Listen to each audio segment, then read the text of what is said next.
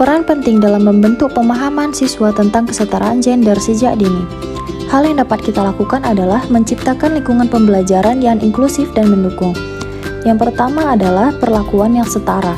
Saya akan memastikan untuk memberikan perhatian, dukungan, dan kesempatan yang sama kepada semua siswa tanpa memandang jenis kelamin mereka. Ini berarti memberikan pertanyaan yang sama menantangnya, menawarkan bantuan yang sama, dan memberikan umpan balik yang konstruktif kepada semua siswa. Kemudian adalah bahasa yang inklusif. Saya akan menggunakan bahasa yang netral gender dan menghindari stereotip gender dalam percakapan dan materi pembelajaran.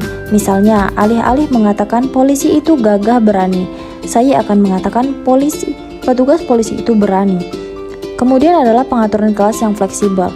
Saya akan mengatur tempat duduk dan kegiatan kelompok secara fleksibel, menghindari pengelompokan berdasarkan jenis kelamin. Ini mendorong interaksi dan kolaborasi antara siswa laki-laki dan juga perempuan. Kemudian adalah menghargai minat dan bakat individu. Saya akan mendorong siswa untuk mengeksplorasi minat dan mengembangkan bakat mereka tanpa dibatasi oleh norma gender. Misalnya, anak laki-laki yang tertarik pada seni atau anak perempuan yang tertarik pada sains akan mendapatkan dukungan yang sama. Kemudian adalah menciptakan ruang aman. Saya akan menciptakan lingkungan kelas di mana semua siswa merasa aman, dihargai, dan didengarkan. Saya akan secara aktif mengatasi perilaku diskriminatif atau perundungan berbasis gender. Kemudian adalah strategi konkret untuk mempromosikan kesetaraan gender. Hal yang dapat kita lakukan adalah penggunaan materi pembelajaran yang tangkap gender. Saya akan memilih dan menggunakan buku teks, gambar, dan materi pembelajaran lainnya yang menampilkan peran dan representasi yang beragam dari laki-laki dan perempuan dalam berbagai bidang kehidupan. Jika materi yang ada kurang representatif, saya akan melengkapinya dengan berbagai sumber daya tambahan. Kemudian adalah diskusi dan analisis kritis. Saya akan memfasilitasi diskusi di kelas tentang stereotip gender yang mungkin ada dalam masyarakat, media, atau bahkan dalam diri siswa sendiri. Saya akan mendorong mereka untuk berpikir kritis dan mempertanyakan asumsi-asumsi yang tidak adil. Kemudian adalah studi kasus dan kisah inspiratif. Saya akan menggunakan studi kasus atau menceritakan kisah-kisah inspiratif tentang tokoh-tokoh perempuan dan laki-laki yang telah mencapai kesuksesan di berbagai bidang, menantang norma gender tradisional. Kemudian adalah kegiatan kolaboratif dan proyek kelompok. Saya akan merancang kegiatan kelompok yang mengharuskan siswa laki-laki dan perempuan untuk bekerja sama, berbagi ide, dan menghargai perspektif yang berbeda. Ini membantu membangun pemahaman dan rasa hormat terhadap perbedaan. Kemudian adalah mengintegrasikan kesetaraan gender dalam kurikulum. Saya akan berusaha mengintegrasikan isu kesetaraan gender ke dalam berbagai mata pelajaran, tidak hanya terbatas pada mata pelajaran tertentu. Misalnya, dalam pelajaran sejarah, saya akan menyoroti kontribusi perempuan yang seringkali terlupakan. Kemudian adalah mengidentifikasi potensi diskriminasi.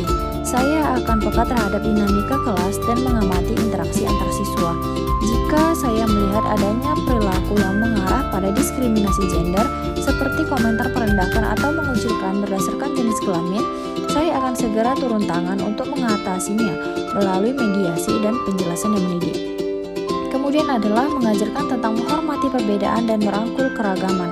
Melalui cerita, diskusi, dan kegiatan bermain peran, saya akan mengajarkan siswa tentang pentingnya menghargai perbedaan individu, termasuk perbedaan jenis kelamin, suku, agama, dan latar belakang lainnya.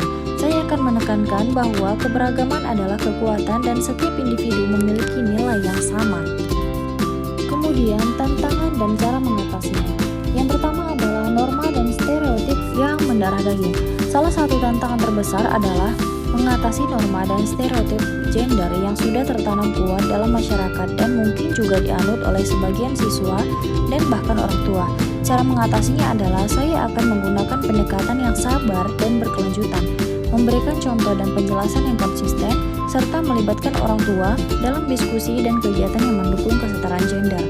Kemudian adalah kurangnya sumber daya yang tanggap gender. Terkadang materi pembelajaran yang benar-benar tanggap gender mungkin terbatas.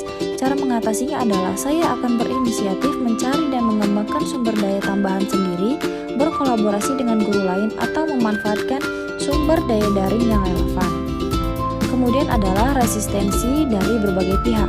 Kemungkinan ada resistensi dari sebagian siswa atau orang tua yang merasa tidak nyaman dengan penekanan pada kesetaraan gender. Cara mengatasinya adalah saya akan komunikasi secara terbuka dan empatik, menjelaskan manfaat kesetaraan gender bagi perkembangan semua siswa, dan memberikan informasi yang akurat dan berbasis fakta. Kemudian saya akan fokus untuk menciptakan lingkungan belajar yang positif dan inklusif untuk semua. Kemudian yang terakhir adalah keterbatasan waktu dan kurikulum yang padat.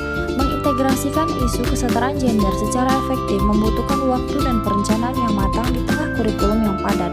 Cara mengatasinya adalah saya akan mencari cara untuk mengintegrasikan isu ini secara alami ke dalam topik pembelajaran yang sudah ada daripada menambahkannya sebagai topik terpisah.